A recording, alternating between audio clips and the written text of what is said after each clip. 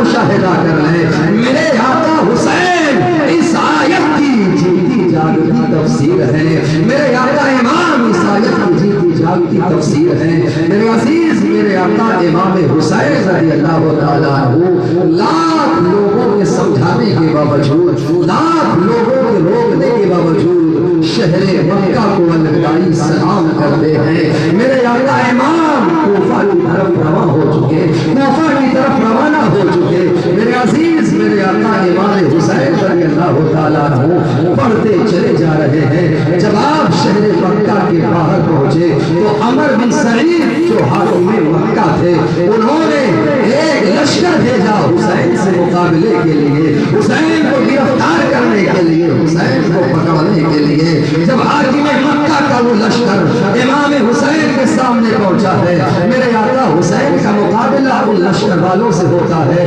آقا حسین کے ساتھیوں نے ان کو خدیڑ کر کے بھگا دیا، وہ جہاں سے آئے تھے وہاں پر چلے گئے۔ میرے آقا حسین کا قافلہ آگے بڑھتا جا رہا ہے، آگے بڑھتا جا رہا ہے۔ مقام صفاہ پر پہنچے تھے آپ تو ایک شاعر فرزدق نامی جو کوفہ سے آ رہا تھا، میرے آقا حسین سے پوچھا اے فرزدق شاعر یہ بتاؤ کوفہ کا حال کیا ہے، کوفہ کے حالات کیسے ہیں؟ فرزدق شاعر نے کہا تھا آقا حسین کوفہ جانے کا ارادہ رکھتے ہیں، میرے آقا کوفہ مت جائیں، کوفہ والوں کا دل ان کا دل تو آپ کی طرف ہے سرکار، لیکن ان کی تلواریں بنو امیہ کی طرف ہیں، ان کی تلواریں یزید کی طرف ہیں۔ آپ دل سے محبت تو وہ کرتے آپ سے ہیں، محبت کا دعویٰ تو وہ آپ سے کرتے ہیں، لیکن جب باری آئے گی ساتھ دینے کی، جب باری آئے گی پیچھے کھڑے ہونے کی، جب باری آئے گی بازو سے بازو ملانے کی، تو سرکار وہ آپ کا ساتھ چھوڑ دیں گے، کیونکہ ان کی تلواریں بنو امیہ کے ساتھ ہیں۔ فرزدق شاعر نے کہا تھا آقا حسین کوفہ نہ جائیں، کوفہ والے اپنی بتہری میں مشہور ہیں، لیکن میرے آقا حسین نے کہا تھا نہیں میرا جانا ضروری ہے۔ میرے آقا حسین نکلے تھے اور آگے بڑھے تھے۔ آپ کے دو صاحبزادے حضرت عمر و محمد آپ سے آ کر کے ملتے ہیں، 10 اور 11 سال کی عمر ہے بھانجوں کی، آ کر کے راستے میں ملے ہیں۔ امام حسین کے بہنوئی کا خط بھی آپ کو دیا ہے، میرے آقا امام نے خط لکھا، خط میں لکھا تھا میرے بھائی حسین آپ کوفہ جانے میں جلد بازی نہ کریں، آپ کوفہ جانے میں جلد بازی نہ کریں، آپ کوفہ نہ جائیں۔ خط کے پیچھے میں بھی آ رہا ہوں، وہ حضرت امام حسین کے بہنوئی بھی آئے، لیکن میرے آقا حسین نے کہا میرا جانا ضروری ہے، میرا کوفہ جانا ضروری ہے۔ انہوں نے کہا آقا کچھ مصروفیات کی بنا پر، کچھ مجبوری کی بنا پر میں آپ کے ساتھ نہیں جا سکتا، لیکن میرے یہ دونوں لال آپ کے ساتھ رہیں گے، میرے یہ دونوں بچے آپ کے ساتھ رہیں گے، یہاں سے میدان کربلا تک یہ آپ کے ساتھ رہیں گے۔ وہ واپس ہو گئے، میرے آقا حسین آگے بڑھ رہے ہیں، آگے بڑھ رہے ہیں۔ جب مقام معلوم صالبہ پر حضرت امام حسین عزیز ابھی تک خبر نہیں تھی کہ کوفہ میں امام مسلم کو شہید کر دیا گیا ہے۔ جب معلوم صالبہ کا مقام آتا ہے میرے آقا حسین ٹھہرتے ہیں، کوفہ سے ایک شخص زبیر نامی آیا، اس نے کہا آقا حسین کوفہ جانا آپ کے لیے ٹھیک نہیں ہے، کیونکہ کوفہ والوں نے بدہدی کی ہے، کوفہ والوں نے حضرت مسلم بن عقیل کو شہید کر دیا ہے، حضرت ہانی بن عروہ کو شہید کر دیا ہے، ان کے دونوں بچوں کو شہید کر دیا ہے۔ سرکار آپ کا کوفہ جانا ضروری نہیں ہے، اتنا سننا تھا۔ میرے آقا حسین کی آنکھوں میں آنسو آ گئے، میرے آقا حسین کی آنکھوں میں آنسو آ گئے، لیکن اس مقام پر میرے آقا حسین نے کسی سے کچھ نہیں کہا، کسی سے کچھ نہیں بتایا، آگے بڑھے۔ جب مقام حاضر میں آپ پہنچے ہیں، میرے آقا حسین نے سب کو اکٹھا کیا، میرے آقا نے ایک مختصر سا خطبہ دیا تھا، میرے آقا حسین نے فرمایا تھا اے لوگوں کوفہ میں امام مسلم کو شہید کر دیا گیا ہے، کوفیوں نے ہمارے ساتھ بدہدی کی ہے، لہذا تم میں سے جو ہمارا ساتھ چھوڑ کر کے جانا چاہے جا سکتے ہیں، کیونکہ اب ہمارا جو ساتھ ہوگا وہ مشکلوں بھرا ہوگا، ہمارا جو راستہ ہوگا وہ کٹھنائیوں سے بھرپور ہوگا، قید و بند کی صعوبتیں ہمیں اٹھانی پڑے گی، قید و بند کی مصیبتیں ہمیں جھیلنی پڑے گی۔ اے میرے ساتھیوں اگر تم جانا چاہو تو چلے جاؤ، وہ لوگ جو راستے میں امام کے ساتھ ہو گئے تھے اس لالچ میں جا رہے ہیں امام کے ساتھ ہیں، نبی کے نوازے کے ساتھ میں ہے، انعام و اکرام ملے گا، نوازشات کی بارشیں ہوں گی تو اس میں سے کچھ حصہ ہم لوگوں کو بھی مل جائے گا، کچھ مال و دولت ہمارے بھی ہاتھ لگ جائے گا۔ جو امام کے ساتھ راستے میں ہوئے تھے ان لوگوں نے امام کا ساتھ یہ بعد دیگرے چھوڑ دیا، جو اس لالچ میں ساتھ میں آ گئے تو کچھ فائدہ ہو، جو فائدے کے لیے آئے تو انہوں نے ساتھ چھوڑ دیا۔ اے میرے عزیز، کسی بھی نیک انسان کا ساتھ دنیاوی فائدے کے لیے مت پکڑنا۔ اگر کسی نیک انسان سے دوستی کرنا، اس سے محبت کرنا، تو دنیا کے فائدے کو درکنار رکھ کر کے آخرت کے فائدے کی سوچنا۔ جس دن ہمارے دل میں کسی نیک انسان سے دوستی اس لیے ہوگی کہ ہم اس سے دوستی اس لیے کر رہے ہیں تاکہ اس کی وجہ سے ہمارا خدا راضی ہو جائے، اس کی وجہ سے ہمارا پروردگار راضی ہو جائے، انشاءاللہ دنیا میں بھی کامیابی ہماری ہوگی، آخرت میں بھی کامیابی ہماری ہوگی۔ سبحان اللہ سبحان اللہ۔ وہ لوگ اس لالچ میں آئے تھے کہ فائدہ ہوگا، دولت ملے گا، وہ ساتھ چھوڑ کر کے چلے گئے۔ بچے کون؟ وہی جو مدینہ سے چلے تھے، جو مکہ آئے تھے، اب جو مکہ سے چل رہے ہیں ہمارے کے ساتھ میں۔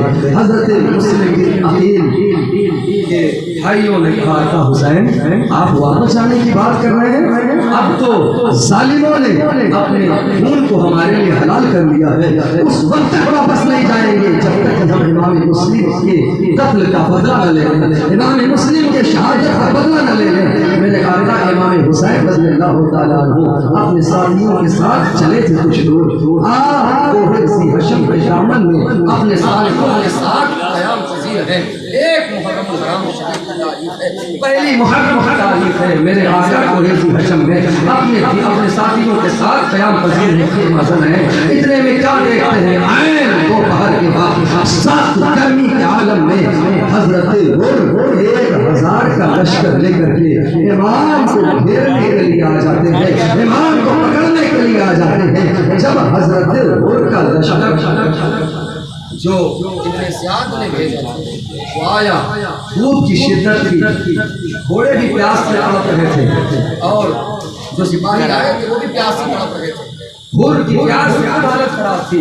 میرے آقا امام نے کہا ہے میرے ساتھیوں، جو ہم کھجورے لے کر کے آئے ہیں، جو ہم اپنے ساتھ سادے راہ لے کر کے آئے ہیں، ان لشکر والوں کو وہ کھجورے کھلائی جائے، کھجورے ان لشکر والوں کو کھلائی جائے۔ میرے امام کی ضیافت کا کیا کہنا ہے؟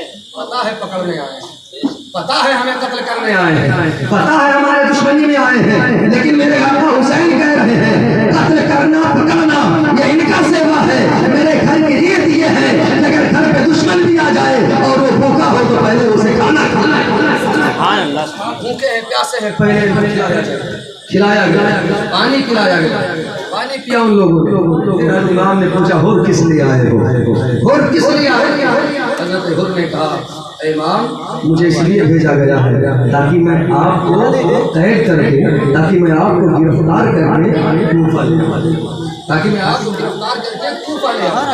میرے آقا امام نے کہا ہے ہور دیکھو میں کوفہ اپنی مرضی سے نہیں جا رہا ہوں، کوفہ والوں نے ہمیں خط لکھا ہے تب میں جا رہا ہوں۔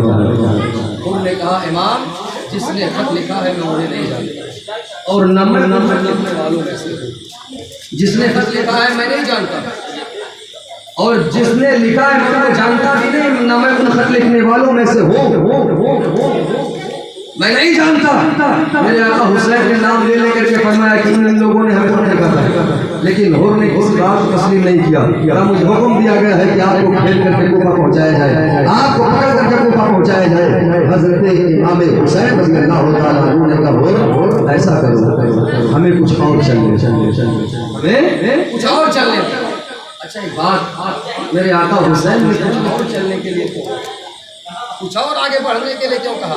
وہیں میرے آقا خیمہ لگا دیتے، وہیں میرے آقا ٹھہر جاتے، میرے آقا حسین وہیں قیام فرما لیتے، خیمے نصب کر دیتے، جانور باندھ لیتے۔ میرے آقا کچھ آگے چلنے کے لیے کیوں کہہ رہے ہیں؟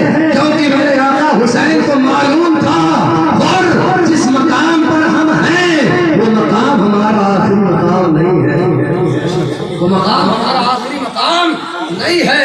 امام اپنے آخری مقام کو اس طرح پہچانتے تھے جیسے ایک بیٹا اپنے ماں کی گود کو پہچانتا ہے، جیسے ایک بیٹا اپنے ماں کے آغوش کو پہچانتا ہے، اس طرح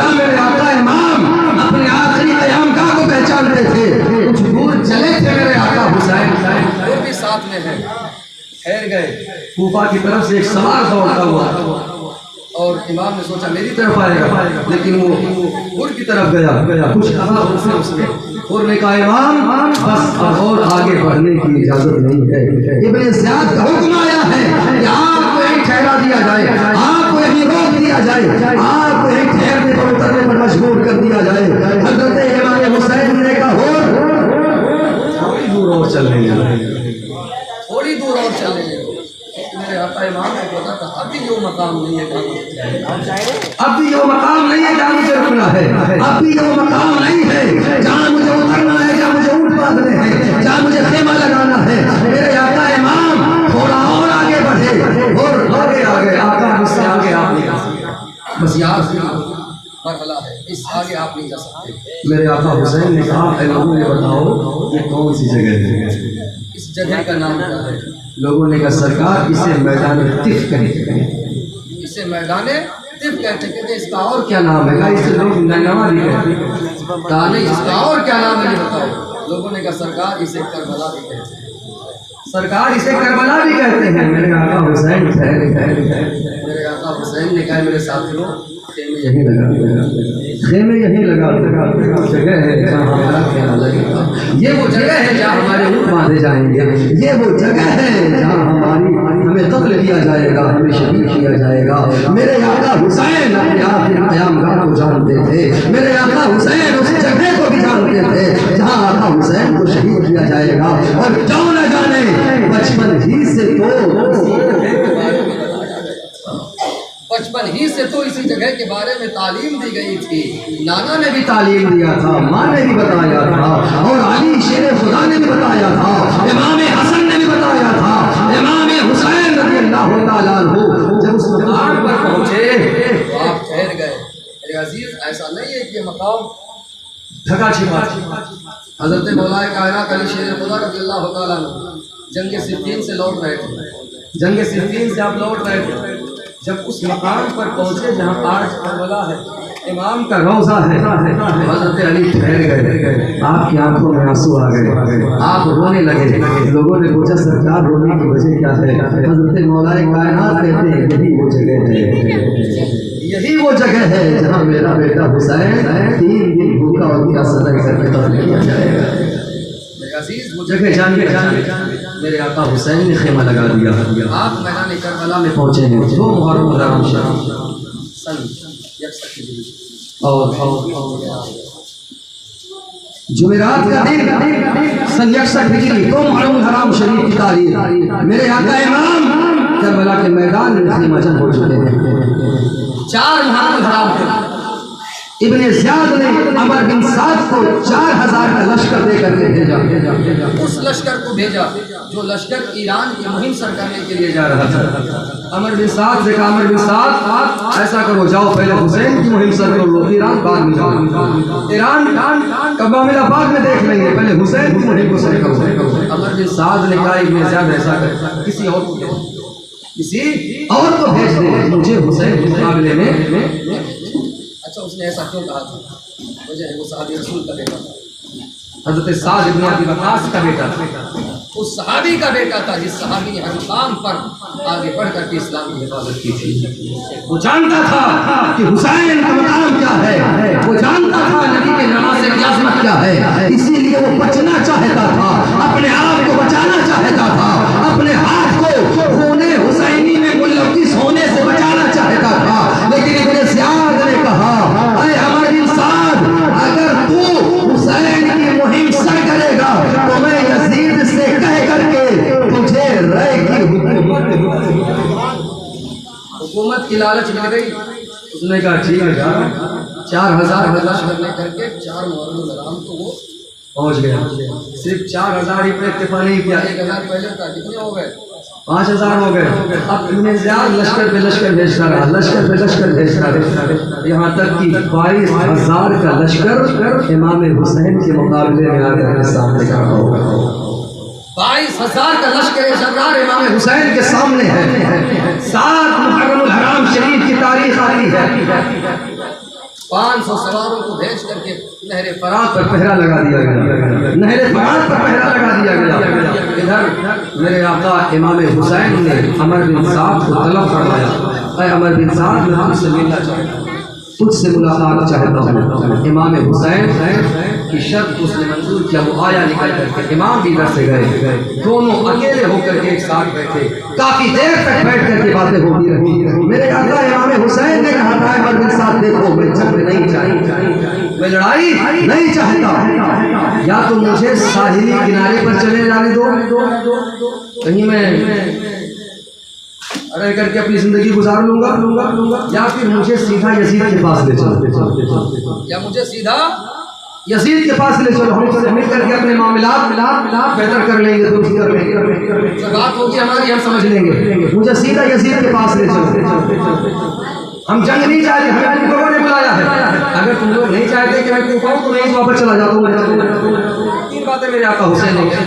عمر بن سعد نے کہا حسین آپ کو حق کے راستے پر ہیں، آپ تو امن کے راستے پر ہیں، آپ تو جنگ نہیں چاہتے۔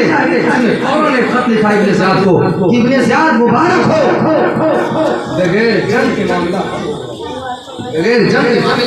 حل ہو گیا ہے۔ حسین نے یہ 3 باتیں رکھی ہیں، ان 3 باتوں میں سے کسی ایک بات کو تسلیم کر لو، فائدہ تمہارا بھی ہے۔ جنگ نہیں ہوگی بغیر جنگ کے، کیا نام ہے، فتح ہو جائے گی۔ جب ابن زیاد کے دربار میں خط پہنچا تو اس نے خط پڑھا، اس نے کہا ٹھیک ہے، عمر بن سعد جو کہتا ہے ٹھیک ہے، حسین کو یزید کے پاس بھیج دیا۔ لیکن اسی کے دربار میں شیمر جوشن کہتے ہیں نا، مشیر بڑے خطرناک ہوتے ہیں، انسان برا نہیں ہوتا، انسان کو مشورہ دینے والے اسے برا بنا دیتے ہیں۔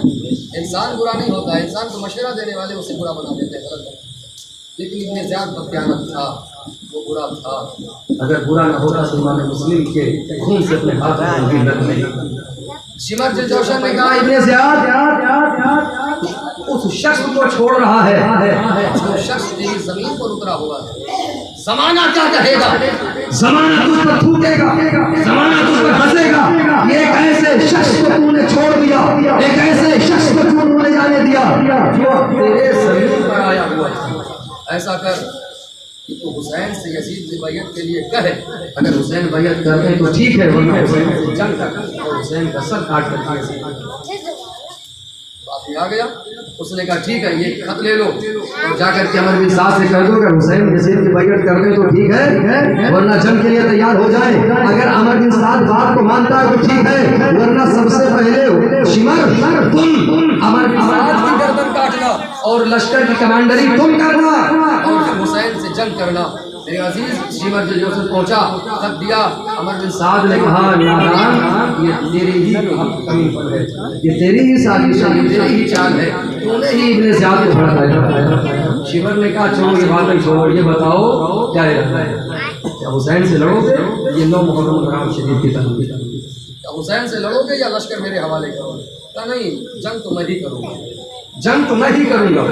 اس نے اپنے لشکر کو اجازت دی، چلو آگے بڑھو۔ آج ہی امام حسین کے مارکے کو سر کر لیا جاتا ہے، عصر کے بعد کا وقت ہے، آقا حسین نماز ادا فرمانے کے بعد اپنے خیمے کے باہر اپنی تلوار کی ٹیک لگا کر کے سر کو رکھے ہوئے تھے اور تھوڑا آپ سونے کی حالت میں تھے، یعنی اونگ آ گئی۔ جب گھوڑوں کے ٹاپوں کی آواز قریب آئی تو سیدہ زینب نے اپنے بھائی کو جگایا، بھائی دیکھیے یزیدیوں کے گھوڑوں کی آواز آ رہی ہے، ان کے گھوڑوں کے ٹاپوں کی آواز آ رہی ہے، دیکھیے ان کی مرضی کیا ہے، ان کی مصلحت کیا ہے۔ امام نے اپنے سر کو اٹھایا اور میرے آقا حسین نے کہا بہن زینب ابھی خواب میں نانا مصطفیٰ آئے تھے اور میرے نانا نے کہا حسین بہت جلد تم ہمارے پاس آنے والے ہو۔ سیدہ زینب نے یا ہائے افسوس، میرے آقا حسین نے کہا بہن زینب صبر کرو، ابھی تو آؤ، بہت ساری چیزیں دیکھنی ہیں، بہت ساری چیزیں برداشت کرنی ہے، بہن صبر کرو۔ میرے آقا حسین نے عباس کو بلایا، عباس کو آؤ، جاؤ دیکھو ان کا مقصد کیا ہے، جاؤ دیکھو ان کی مرضی کیا ہے۔ حضرت عباس علمبردار رضی اللہ تعالیٰ عنہ بڑے ہیں گھوڑے پر سوار ہو کر کے عمر بن سعد سے پوچھا عمر بن سعد کیا ارادہ ہے؟ عمر بن سعد نے کہا عباس ابن زیاد کا حکم ہے کہ اگر یزید کی بیعت کرتے ہو تو ٹھیک ہے، ورنہ لڑنے کے لیے تیار ہو جاؤ، ورنہ جنگ کے لیے تیار ہو جاؤ۔ حضرت عباس علمبردار کہتے ہیں نادان، ابن یزید کی بیعت کی بات کرتا ہے، مرد حق باطل کے آگے مات نہ سکتے نہیں، سر کٹا تو سکتے ہیں لیکن سر جھکا سکتے نہیں۔ ہم جنگ کے لیے تیار ہیں لیکن یزید کے ہاتھ میں ہاتھ دینے کے لیے تیار نہیں ہے۔ حضرت عباس علمبردار پلٹ کر کے آقا حسین کی بارگاہ میں آئے ہیں، میرے آقا حسین سے عرض کیا، آقا وہ لوگ جنگ کرنا چاہتے ہیں، آقا حسین وہ لوگ لڑائی کرنا چاہتے ہیں۔ میرے آقا امام نے فرمایا اے عباس جاؤ اور جا کر کے ان ظالموں سے ایک رات کی مہلت لے لو، تمہیں تو پتا ہے نا مجھے اللہ کی عبادت سے کتنی محبت ہے، مجھے سجدوں سے کتنی محبت ہے، مجھے استغفار سے کتنی محبت ہے، اے عباس جاؤ اجازت لے لو تاکہ آج کی رات حسین دل کھول کر کے اللہ کی عبادت۔ آج کی رات جو تھی یہی رات، وہ یہی رات تھی جس رات میں ہم بیٹھے ہیں۔ میرے آقا نے کس لیے مانگا تھا؟ عبادت کے لیے مانگا تھا۔ کس لیے مانگا تھا؟ استغفار کے لیے مانگا تھا۔ کس لیے مانگا تھا؟ توبہ کے لیے مانگا تھا، رب کی بارگاہ میں سجدے کے لیے مانگا تھا، قرآن کی تلاوت کے لیے مانگا تھا، اور رہتی دنیا تک میرے آقا حسین نے یہ درس دے دیا کہ لوگوں جب جب شب عاشور آئے تم بھی اپنی رات کو یا تو سجدے میں گزارنا، یا رب کی تلاوت میں گزارنا، یا پھر اللہ کی بارگاہ میں توبہ اور استغفار میں گزارنا۔ خبردار خبردار، اس رات کو لہو لعین میں میرے عزیز حضرت عباس گئے، اجازت دے دو ایک رات، ٹھیک ہے کوئی بات نہیں، ایک ہی رات کی بات ہے، صبح دیکھا جائے گا۔ میرے عزیز میرے آقا حسین مغرب کی نماز پڑھتے ہیں، مغرب کے بعد میرے آقا حسین نے اپنے ساتھیوں کو رات کی سیاہی پھیل گئی، میرے آقا حسین نے اپنے ساتھیوں سے کہا میرے ساتھیوں میں اپنے ساتھیوں سے بڑھ کر کسی اور کے ساتھی کو نہیں سمجھتا ہوں۔ تم مدینہ سے ہمارے ساتھ مکہ تک آئے، مکہ سے ہمارے ساتھ یہاں تک آئے، تمہارے پیچھے تمہاری بیویاں بھی ہیں، تمہارے پیچھے تمہارے بچے بھی ہیں، میں یہ نہیں چاہتا کہ میری وجہ سے تمہاری بیویاں بیوہ ہو جائیں، میں یہ نہیں چاہتا کہ میری وجہ سے تمہارے بچے یتیم ہو جائیں۔ اے میرے ساتھیوں، یہ یزیدی ہمارے خون کے پیاسے ہیں، ہمارے بھائی کسی سے کوئی مطالبہ نہیں کریں گے، ہمارے قتل کے بعد یہ کسی پر ہاتھ دراز نہیں کریں گے، کسی پر ہاتھ نہیں ڈالیں گے۔ اے میرے ساتھیوں، رات کی تاریکی ہے، میں تمہیں اجازت دیتا ہوں، تم جس طرف چاہو نکل جاؤ۔ حسین ہم آپ کی استقلال کو سلام کرتے ہیں، ہم آپ کی جسارت کو سلام کرتے ہیں۔ آپ دیکھ رہے ہیں کہ 22,000 کا تازہ دم لشکر سامنے موجود ہے، ایسی کنڈیشن میں ایک ایک آدمی قیمتی ہوتا ہے، ایسے عالم میں ایک ایک آدمی قیمتی ہوتا ہے، لیکن واہ حسین ہم آپ کی استقامت کو سلام کرتے ہیں۔ ایسی کنڈیشن میں بھی میرے آقا حسین کہہ رہے ہیں اے میرے ساتھیوں، اگر تم جاننا چاہو تو جا سکتے ہو، میں یہ نہیں چاہتا کہ ہماری وجہ سے تمہارے بچے یتیم ہو جائیں، میں یہ نہیں چاہتا کہ ہماری وجہ سے تمہاری بیویاں بیوہ ہو جائیں۔ میرے آقا نے چراغ کو گل کر دیا، آ جانا چاہو چلے جاؤ، اندھیرا ہے میں بھی نہیں دیکھوں گا۔ جب تھوڑی دیر کے بعد چراغ جلایا تو دیکھا جتنے تھے اتنے بیٹھے، جتنے تھے اتنے بیٹھے۔ حضرت عباس کھڑے ہو گئے، حضرت عباس نے کہا بھائی حسین آپ کیا چاہتے ہیں کہ آپ کے بعد ہم زندہ رہیں؟ آپ کے بعد ہم زندہ رہیں؟ خدا کی قسم آپ کے بعد زندہ رہنا ہمارے لیے سب سے بڑا عذاب ہوگا، ہمارے لیے سب سے بڑا عذاب ہوگا۔ ہم آپ کے نام پر اپنی جان قربان تو کر دیں گے لیکن آپ کو چھوڑ کر کے نہیں جائیں گے۔ حضرت عقیل کی اولاد کھڑی ہو گئے، حضرت عقیل کی اولاد کھڑی ہو گئی، وہ عقیل جو حضرت مسلم کو شہید کیا تھا کہ مسلم بن عقیل یعنی امام حسین کے چچا زاد بھائی کھڑے ہو گئے۔ انہوں نے کہا تھا حسین آپ چاہتے ہیں کہ آپ کے بعد ہم زندہ رہیں؟ یہ نہیں ہو سکتا ہے، ہم آپ کے نام پر جان دیں گے۔ میرے عزیز کے بات دیکھ لیں، آپ کے سارے رفقا نے آئے ہی جواب دیا کہ آقا حسین ہم جان تو دے سکتے ہیں لیکن آپ کا ساتھ۔ حضرت زہیر بن حرب نے یہی کہا کہ سرکار ہم جان تو دے سکتے ہیں لیکن آپ کا ساتھ نہیں چھوڑ سکتے ہیں۔ میرے عزیز میرے آقا حسین نے کہا ٹھیک ہے اب تم لوگ اپنے اپنے خیمے میں چلے جاؤ۔ میرے عزیز وقت ہوتا ہے اذان عشاء ہوتی ہے، میرے آقا حسین امامت فرماتے ہیں اور اپنے ساتھیوں سے فرماتے جاؤ آج کی رات دل کھول کر کے عبادت کر لو، آج کی رات دل کھول کر کے رب کی بارگاہ میں سجدے کر لو، آج کی رات دل کھول کر کے توبہ اور استغفار کر لو۔ میرے ساتھیوں، کل کا جو سورج نمودار ہوگا وہ ہمارے لیے بڑا آسان ہوگا، کل کا جو سورج نمودار ہوگا وہ ہمارے قدر کا دن ہوگا، وہ ہمارے شہادت کا دن ہوگا۔ خدا جانے کس کی ملاقات ہوتی ہے۔ جاؤ آج کی رات دل کھول کر کے عبادت کر لو، یہ آخری رات ہے ہماری جو ہم کربلا کے میدان میں گزار رہے ہیں، اس کے بعد پھر ہماری زندگی میں کوئی رات نہیں آئے گی۔ میرے عزیز، میرے آقا حسین اپنے ساتھیوں کو رخصت کر لیتے ہیں، آپ کے سارے رفقا اپنے اپنے خیمے میں چلے گئے، میرے آقا حسین اپنے خیمے میں آ گئے۔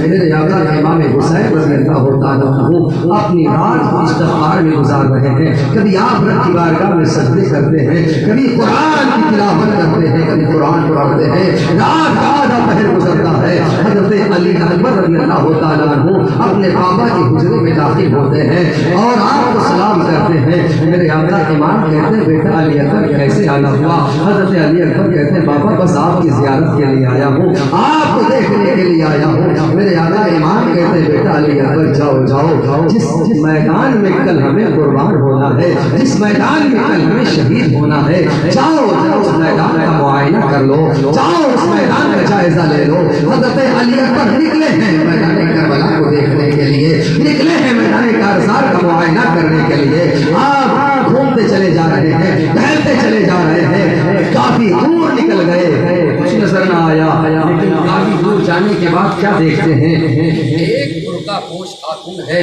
جو سرزمین کربلا پر بیٹھی ہوئی ہے اور اپنے آنچل سے کربلا کی زمین کو صاف کر رہی ہے، اپنے آنچل سے کربلا کی دھول کو صاف کر رہی ہے، اور جو کنکر اور پتھر ہے ان کو اٹھا کر کے اپنے آنچل میں رکھ رہی ہے، کنکر اور پتھر کو اٹھا کر کے اپنے آنچل میں رکھ رہی ہے۔ حضرت علی اکبر قریب گئے ہیں، اے ماں کون ہو تم؟ یہ کربلا کی زمین کو صاف کر رہی ہو، یہ کنکر اور پتھر اٹھا کر کے اپنے آنچل میں کیوں رکھ رہی ہو؟ ایک مرتبہ پوچھا، دو مرتبہ پوچھا، تین مرتبہ پوچھا، لیکن کوئی جواب نہ ملا، واپس پلٹ آئے۔ امام نے پوچھا بیٹا علی اکبر کیا دیکھا؟ کہا بابا جان اور تو کچھ نظر نہ آیا، لیکن کربلا کے میدان میں ہم نے خاتون کو دیکھا ہے جو زمین کربلا کو اپنے آنچل سے صاف کر رہی ہے، اس کے کنکر اور پتھر کو اٹھا کر کے اپنے آنچل میں بھر رہی ہے۔ اتنا سننا تھا میرے آقا حسین کی آنکھوں میں آنسو آ گئے، میرے آقا حسین کی آنکھوں میں آنسو آ گئے۔ میرے آقا حسین نے کہا علی اکبر وہ خاتون کوئی اور نہیں تھی، تمہاری دادی اور میری ماں حضرت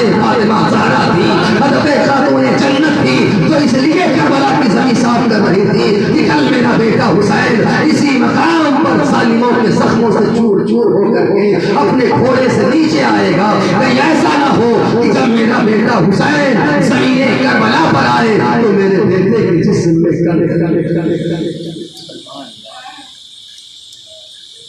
وہ حضرت خاتون جنت جو امام کے جسم میں کنکر کے چبھنے کو برداشت نہ کرنا۔ جب ظالموں نے تیر برسایا ہوگا تو حضرت فاطمہ کے جگر کو کتنی تکلیف ہوئی، جب ظالموں نے امام پر تلوار کا وار کیا ہوگا تو سیدہ کو کتنی تکلیف ہوئی، جب ظالموں نے نیزہ مارا ہوگا تو امام کو کتنی تکلیف ہوگی، جب بھالے چلائے ہوں گے تو سیدہ کو کتنی تکلیف ہوگی۔ میرے عزیز، میرے آقا امام رات گزارتے ہیں رب کی عبادت میں، اذان فجر حضرت علی اکبر دیتے ہیں، نماز ہوتی ہے۔ میرے آقا امام حسین رضی اللہ تعالیٰ عنہ نے ایک خطبہ اپنے ساتھیوں کو دیا تھا، خطبے میں آپ نے صبر کی تلقین کی تھی، خطبے میں آپ نے فرمایا تھا میرے ساتھیوں دیکھو اب اس کے بعد جو صبح آنے والی ہے، جو سورج نکلنے والا ہے، وہ ہمارے لیے قیامت صغریٰ سے کم نہیں ہے، قیامت صغریٰ سے کم نہیں ہے۔ اے میرے ساتھیوں دیکھو ہم نے تم کو جانے کے لیے کہا تھا لیکن تم ٹھہرے رہ گئے، اب ایک بات میری دل کھول کر کے سن لو، خبردار خبردار کتنا بھی ظلم ظالموں کی طرف سے ہم پر کیا جائے، صبر کے دامن کو اپنے ہاتھوں سے مت چھوڑو، صبر کے دامن کو اپنے ہاتھوں سے مت جانے دینا۔ میرے آقا امام نے وصیت کیا۔ میرے عزیز، ادھر صبح کا سفیدہ نمودار ہوتا ہے، عمر بن سعد نعرہ جنگ بجاتا ہے، امام حسین اپنی اونٹنی پر سوار ہوتے ہیں اور سوار ہو کر کے آپ میدان کارزار میں آئے ہیں، میدان کارزار میں آئے ہیں، میرے آقا حسین نے ایک خطبہ دیا ہے، میرے آقا حسین نے خطبہ دیا تھا کربلا کے میدان میں۔ میرے آقا نے کیا کہا تھا؟ امام کی حقانیت کا ذکر۔ میرے آقا حسین نے کہا تھا یزیدیوں دیکھو میں خود سے نہیں آیا ہوں، ہمیں تم نے بلایا ہے تب میں آیا ہوں، تم نے ہمیں خط لکھے ایک دو لکھے اس کو وہ تم نے لکھے ہیں تب میں آیا ہوں۔ ظالموں نے انکار کیا حسین ہم نے کوئی خط نہیں لکھا ہے۔ میرے آقا حسین نے خط کی کوٹلی لا کر کے زمین کربلا پر ڈال دی، کہا دیکھو یہ وہ خط ہے جو تم نے ہمیں لکھا تھا، اے ظالموں تم نے ہمیں بلایا ہے تب ہم آئے ہیں، اگر تمہیں تمہارا آنا برداشت نہیں ہے، اگر تمہیں ہمارا آنا پسند نہیں ہے تو ہمیں چلے جانے دو، ہم واپس مدینہ چلے جاتے ہیں یا ہم یزید کے پاس چلے جاتے ہیں یا ہم کہیں کسی ساحلی کنارے پر چلے جاتے ہیں، ہم اپنی زندگی بسر کر لیں گے، ہمیں چلے جانے دو۔ اے ظالموں، اے ظالموں، آخر تم ہم سے جنگ کرنے کے لیے کس بنا پر تیار ہو؟ ہمارا سر کاٹنے کے لیے کس بنا پر تیار ہو؟ کیا ہم نے تم پر ظلم کیا ہے؟ ان لوگوں نے کہا نہیں حسین تم نے کسی پر ظلم نہیں کیا۔ کیا ہم نے جھوٹ بولا ہے؟ حسین نہیں، تم کو ہم نے جھوٹ بولتے ہوئے کبھی نہیں سنا۔ کیا ہم نے تم میں سے کسی کے مال پر ناجائز قبضہ کیا ہے؟ حسین نہیں، تم نے کسی کے مال پر ناجائز قبضہ نہیں کیا ہے۔ میرے آقا حسین کہتے یہ بتاؤ کیا ہم نے کسی پر ظلم کیا ہے؟ نہیں، کسی پر آپ نے ظلم نہیں کیا ہے۔ میرے آقا حسین کہتے یہ بتاؤ کیا ہم نے شریعت کی بغاوت کی ہے؟ کیا ہم نے اسلام کی بغاوت کی ہے؟ کیا ہم نے رسول اللہ صلی اللہ علیہ وسلم کے حکم کے خلاف کوئی عمل کیا ہے؟ ان یزیدیوں نے کہا حسین نہیں، آپ نے شریعت کے خلاف کوئی عمل نہیں کیا، آپ نے شریعت کے خلاف کوئی عمل نہیں کیا ہے۔ اے عزیز، میں نے ادب کے ساتھ امام سے پوچھا اے میرے آقا حسین کیا ضرورت تھی کربلا میں آپ کو اپنی حقانیت ثابت کرنے کی؟ کیا ضرورت تھی کربلا میں آپ کو اپنی صداقت کا پروف دینے کی؟ کیا ضرورت تھی میدان کربلا میں اپنے آپ کو ثابت کرنے کی؟ میرے آقا امام کے تربت پر سے آواز آتی ہے میں نے اپنے نانا کی سنت ادا کیا تھا، میں نے اپنے نانا کی سنت ادا کیا تھا۔ فاران کی چوٹی پر جب میرے مصطفیٰ کھڑے ہوئے تھے، میرے مصطفیٰ نے بھی پوچھا تھا اے مکہ والوں یہ بتاؤ کہ تم نے ہمیں کبھی جھوٹ بولتے ہوئے سنا ہے؟ اے مکہ والوں یہ بتاؤ کہ تم نے ہمیں کبھی کسی کے امانت میں خیانت کرتے ہوئے دیکھا ہے؟ اے مکہ والوں یہ بتاؤ کہ تم نے ہمیں کسی پر ظلم کرتے ہوئے دیکھا ہے؟ سارے مکہ والوں نے یہی کہا تھا نہیں، ہم نے آپ کو ہمیشہ سچ بولتے ہوئے پایا ہے، ہم نے آپ کو ہمیشہ صادق پایا ہے، ہم نے آپ کو ہمیشہ امین پایا ہے، ہم نے آپ کو کبھی کسی پر ظلم کرتے ہوئے نہیں پایا ہے۔ میرے عزیز، سب سے پہلے میرے نانا نے کفارے مارے اپنے آپ کو منوایا تھا، بعد میں میرے آقا نے کہا تھا میں اللہ کا نبی ہوں، بعد میں کہا تھا میں اللہ کا نبی ہوں۔ اے میرے ماننے والوں، میں نے اسی سنت کو کربلا میں ادا کیا ہے، میں نے اپنے آپ کو منوایا ہے تاکہ یزیدی بعد میں یہ نہ کہہ سکے کہ حسین ہمیں پہچانا نہیں تھا، میدان محشر میں نانا مصطفیٰ سے یہ نہ کہہ سکے یا رسول اللہ ہم نے آپ کے نواسے کو جانا نہیں تھا، ہم نے آپ کے نواسے کو پہچانا نہیں تھا، اگر ہم آپ کے نواسے کو پہچان لیتے تو ہم نے اتمام حجت کے لیے کہا تھا۔ اے عزیز، عمر بن سعد نے جوشن نے کہا حسین بس ایک شرط یزید یہ پانی تمہارا ہے، جس ملک میں کہو گے حکومت تمہیں دے دی جائے گی، حکومت تمہاری، جس لڑکی سے کہو گے کتنا خوبصورت و حسین و جمیل ہو اس لڑکی سے تمہاری شادی کروا دی جائے گی۔ حسین بس یزید کی بیعت کرو۔ میرے آقا حسین نے کہا تھا ظالم اگر حسین کو یزید کی بیعت کرنی ہوتی تو مدینہ چھوڑ کر کے نانا کا روزہ چھوڑ کر کے نہ آتا، یہ 3 دن کی بھوک اور پیاس حسین برداشت نہ کرتا۔ اے ظالموں، حسین کو یزید کی بیعت منظور نہیں ہے۔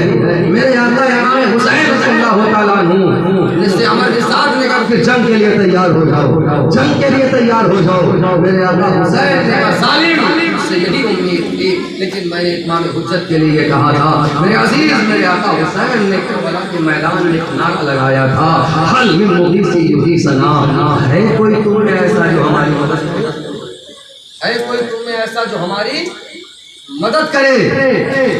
میں نے پکار کر کے کہا آقا حسین آپ ان کوفیوں سے کیوں مدد مانگ رہے ہیں؟ آپ ان لشکریوں سے کیوں مدد مانگ رہے ہیں؟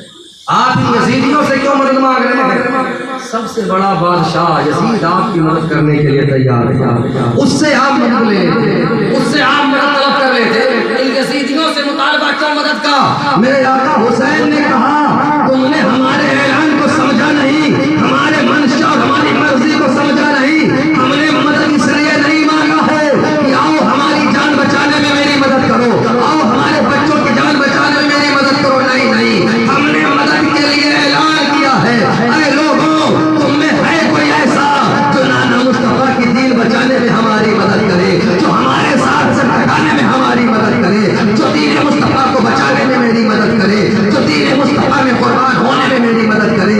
میں نے جو مدد مانگا ہے دین مصطفیٰ کو بچانے کے لیے مانگا ہے، نانا مصطفیٰ کی دین پر گردن کٹانے کے میرے عزیز اس اعلان کو ان 22,000 میں صرف ایک نیک روح نے سنا، ایک نیک روح نے سنا، اس نے عمر بن سعد سے کہا عمر بن سعد کیا تو واقعی حسین سے جنگ کرے گا؟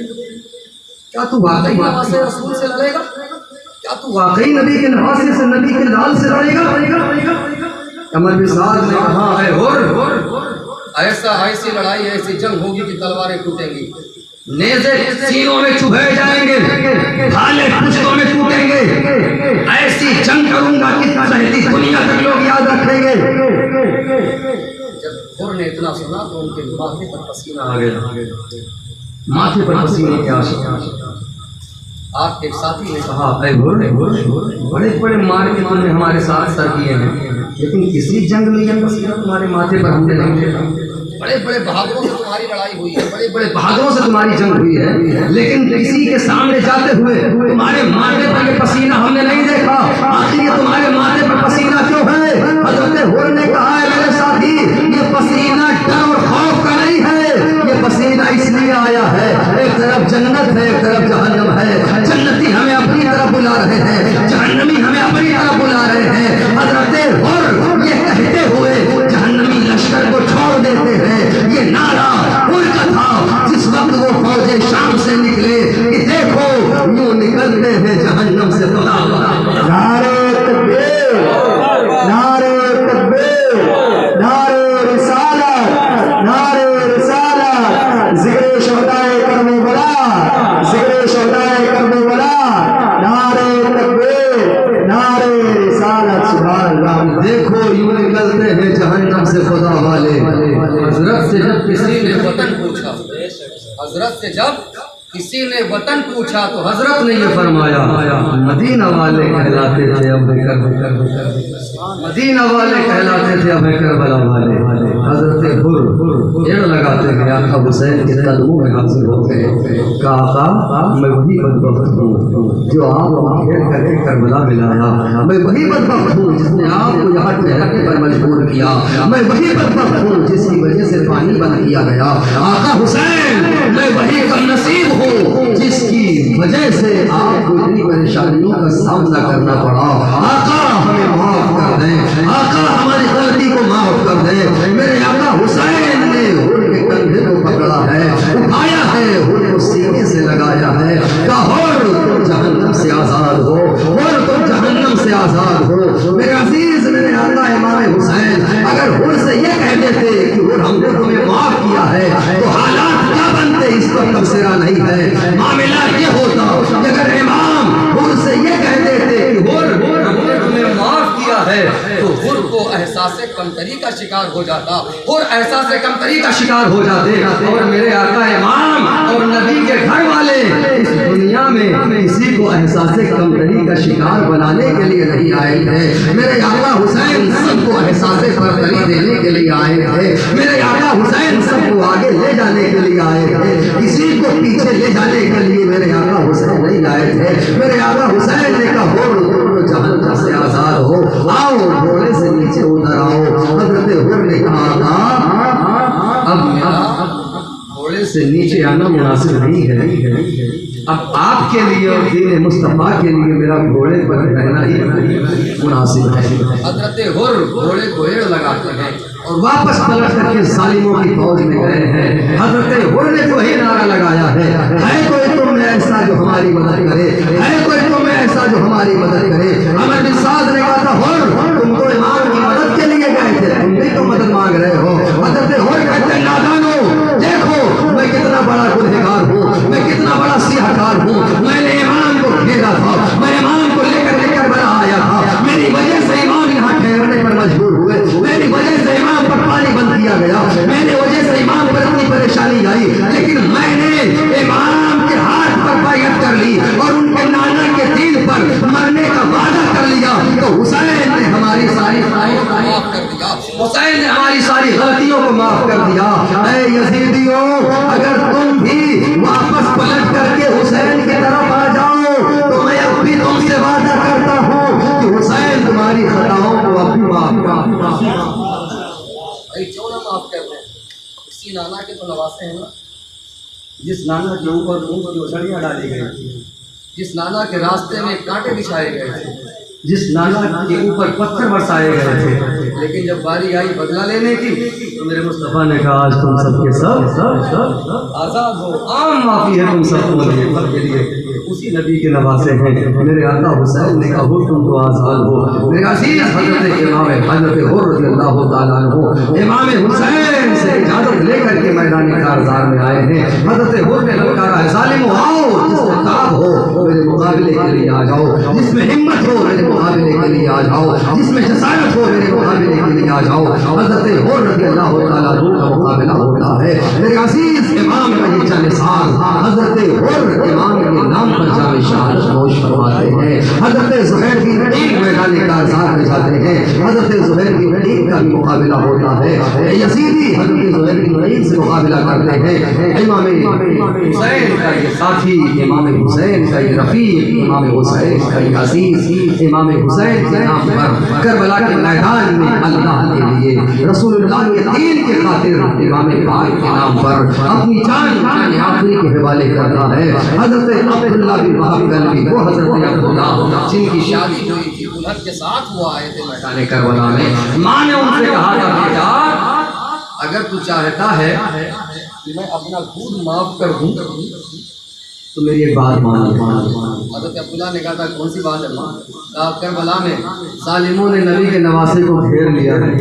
کربلا میں ظالموں نے نبی کے نواسے کو چاروں طرف سے گھیر لیا ہے. اے بیٹا تو جا اور امام کے نام پر قربان ہو جا, تو اپنی گردن امام کے نام پر کٹا دے تو سمجھ لینا کہ تو نے اپنے ماں کے حق کو ادا کر دیا ہے. اس نوجوان بیٹے نے کہا ماں ابھی دلہن کے ہاتھوں کی مہندی بھی نہیں چھوٹی ہے, میں تیری بات مانتا ہوں, جانے دے ایک مرتبہ اپنی دلہن کو بتا کے آ جاؤں, اپنی دلہن سے آخری مرتبہ مل کے آ جاؤں.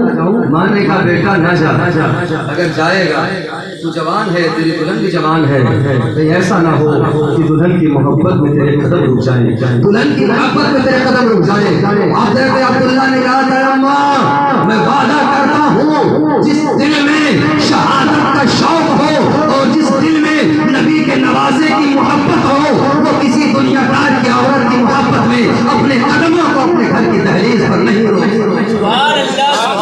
حضرت عبداللہ گئے, میری شریک حیات اجازت دے دے, جا رہا ہوں نبی کے نام پر اپنی جان لٹانے کے لیے, جا رہا ہوں نبی کے نواسے کے نام پر اپنی جان نثار کرنے کے لیے. حضرت عبداللہ کی عورت نے کہا میرے شریک حیات اکیلے مت جاؤ, میں بھی ساتھ چلوں, میں بھی ساتھ چلوں گی, میں بھی دیکھوں گی میدان کارزار میں آپ کا لڑنا, میں بھی دیکھوں گی میدان کربلا میں آپ کس طرح لڑتے ہیں, آپ کی بہادری کا نظارہ میں بھی کروں گی. وہ خاتون اور ان کی ماں تینوں ساتھ میں حضرت امام حسین کی بارگاہ میں پہنچے ہیں. میرے آقا امام کی بارگاہ میں بار بار عمر بن سعد حق مبارز کی صدا بلند کر رہا ہے, مقابلے کے لیے بھیجیے. میرے آقا حسین نے نظر ڈالی, حضرت عبداللہ کھڑے ہو گئے, آتا ہمیں جانے دیجیے. میرے آقا حسین نے دیکھا جوان ہے, بہادر ہے, کڑیل جوان ہے. ٹھیک ہے جاؤ. مقابلہ ہوا, حضرت عبداللہ بہادری سے لڑتے ہیں. حضرت عبداللہ کی عورت آپ کی بہادری کے جوہر کو دیکھ رہی ہے, آپ کی شجاعت و جوانمردی کو دیکھ رہی ہے اور خیمے کے پاس کھڑی ہو کر کے آپ کو تاج دے رہی ہے, آپ کی تعریف کر رہی ہے. ایک وقت ایسا آتا ہے کہ لڑتے لڑتے حضرت عبداللہ بھی جامع شہادت نوش فرماتے ہیں. میرے آقا امام حضرت عبداللہ کی لاش کو لے کر کے آئے خیمے میں, آپ کی اہلیہ آپ کے پاس آئیں اور حضرت عبداللہ کی پیشانی کو چوما اور ان کی آنکھوں میں دیکھا. خدا جانے میاں بیوی میں کیا بات. دلہن گری انہیں کے جسم پر ہوگی، سارے پانی سے سارے بقا کی طرف چلی گئی. اس کی بھی روح کب سے انسانی سے پرواز کر رہی. دونوں میاں بیوی ایک ساتھ جنت کے باغات. میرے عزیز وہ کربلا کا میدان. ایک بات دیکھ رہے میرے آقا امام کے ساتھی جان شہادت نوش فرمائے. ایک بات دیکھ رہے ایک ساتھی امام کا قربان ہوتا جا رہا ہے. ایک ساتھی آپ کا جامع شہادت نوش فرما رہا ہے. میرے آقا حسین صبح سے لے کر کے اپنے ساتھیوں کی لاشوں کو اٹھا کر کے اپنے کندھے پر لا رہے ہیں. میرے عزیز ظالموں نے کہا تھا ابھی حسین کے ساتھی قربان ہو رہے ہیں، ابھی حسین کے رفقا قربان ہو رہے ہیں، تب حسین یزید کے ہاتھ میں ہاتھ نہیں دے رہے ہیں، تب حسین کے دل پر کچھ اثر نہیں پڑ رہا ہے. جب حسین کے خاندان والے کٹیں گے، جب حسین کے خاندان والوں کی جان جائے گی، تب حسین یزید کے ہاتھ پہ ہاتھ دے دیں گے، تب حسین کے دل کو تکلیف ہوگی، تب حسین یزید کے ہاتھ پہ ہاتھ دینے کے لیے مجبور ہو جائیں گے. یہ ظالموں کا ارادہ تھا. آپ کے سارے رفقا کے بعد دیگرے جامع شہادت نوش فرما گئے. میرے عزیز اب باری آتی ہے حضرت عقیل کی اولاد کی. حضرت عقیل کی اولادیں کھڑی ہوتی ہیں. یہ بعد دیگرے وہ اجازت لے کر کے میدان کارزار میں گئی ہیں اور سب نے اپنے اپنے بہادری کے جوہر دکھائے ہیں اور کئیوں کو گرفتار کرنے کے بعد جامع شہادت نوش فرمایا ہے. حضرت مولا کائنات کے 4 صاحبزادے کے علاوہ حضرت علی شیر خدا کے 4 صاحبزادے میدان کربلا میں موجود تھے. میدان کربلا میں موجود تھے. میرے عزیز ان 4 شہزادوں کا ذکر صرف سنی علماء ہی کرتے ہیں. شیعوں کے زبان سے ان 4 کا ذکر نہیں سنیں گے. وجہ ہے اگر وہ کریں گے تو بھاڑا پھوٹ جائے گا. وہ کریں گے تو رافضیت کا جنازہ نکل جائے گا. وہ کریں گے تو شیعیت کا جنازہ نکل جائے گا. کیوں؟ کیونکہ حضرت علی کے ایک بچے کا نام عثمان تھا جو امام حسین کے ساتھ مارا گیا اور وہ لوگ حضرت عثمان کو حضرت علی کا دشمن مانتے ہیں. بھائی اگر دشمن تھے تو اپنے بیٹے کا نام دشمن کے نام پہ رکھا کیوں؟ محبت تھی تبھی تو رکھا. ہم لوگ اپنے بیٹے کا نام محمد رکھتے ہیں کیوں؟ نبی سے محبت ہے تبھی تو رکھتے ہیں. اپنے بیٹے کا نام عبداللہ رکھتے ہیں کیوں؟ اللہ سے محبت ہے تبھی تو رکھتے ہیں. حضرت عثمان نے اپنے ایک بیٹے کا نام اور حضرت علی نے اپنے ایک بیٹے کا نام عثمان رکھا، ایک بیٹے کا نام عمر بھی رکھا. یہ محبت تھی. میرے عزیز ایک شہزادے کا نام محمد. حضرت علی کے 4 شہزادے حضرت امام کے نام کربلا میں. ایک بات دیکھیے وہ بھی جامع شہادت نوش فرماتے ہیں. میرے عزیز میرے آقا امام حسین کے چچا کے بچے امام حسین کے بھائی سوتیلے بھائی جو کربلا کے میدان سے سب کے سب جامع شہادت نوش فرماتے ہیں. میرے آقا امام حسین رضی اللہ تعالیٰ عنہ کے بعد سب کی لاشوں کو اٹھا کر کے سب کی لاشوں کو لے کر کے آ رہے ہیں. میرے آقا امام کے استقلال پر ہزاروں سلام، ہزاروں سلام، ہزاروں سلام. میرے عزیز ہمارے گھر میں ایک لاش اگر کسی کی رکھی ہو، ایک لاش اگر ہمارے گھر میں کسی کی رکھی ہو، ہمارے گھر میں ایک لاش اگر کسی کی رکھی ہو تو ہمارے آنسو نہیں، ہمارے گھر والوں کے آنکھ سے آنسو نہیں روتے. ہمارے رشتے دار آتے ہیں وہ بھی روتے ہیں، ہمارے عزیز آتے ہیں وہ بھی روتے ہیں. ایک لاش اگر ہمارے گھر میں پڑی ہے. میرے آقا حسین آپ کے حوصلے کو سلام.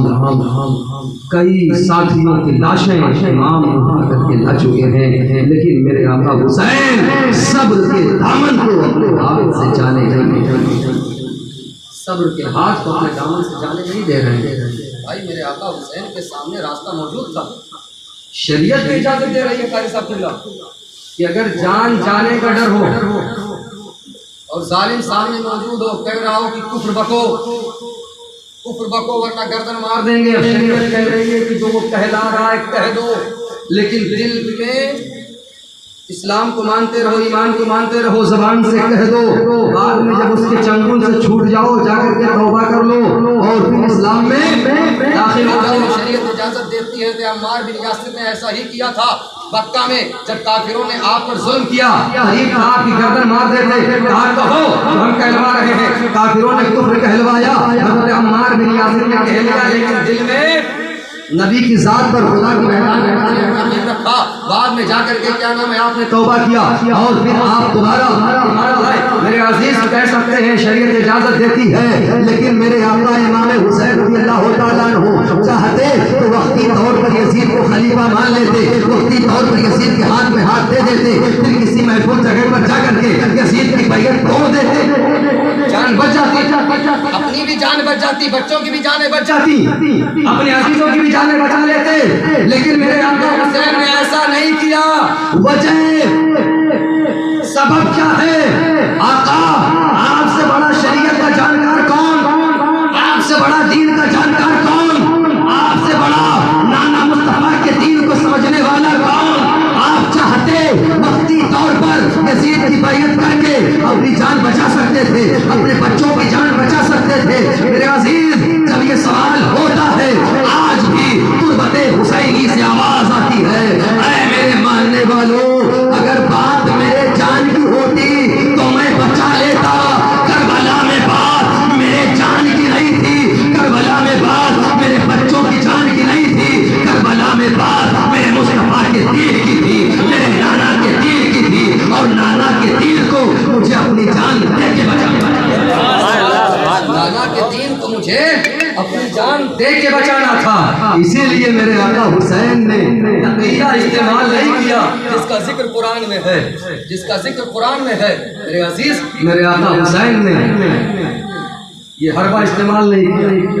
अब वक्त आता है आपके सारे रुख्ता एक के बाद दीगरे आपका साथ छोड़ गए, आप खुदा की मुबारकत दे गए। मेरे अजीज, हजरत अब्बास अलमबरदार, वो अब्बास हजरत मौला कायनात के बेटे, वो अब्बास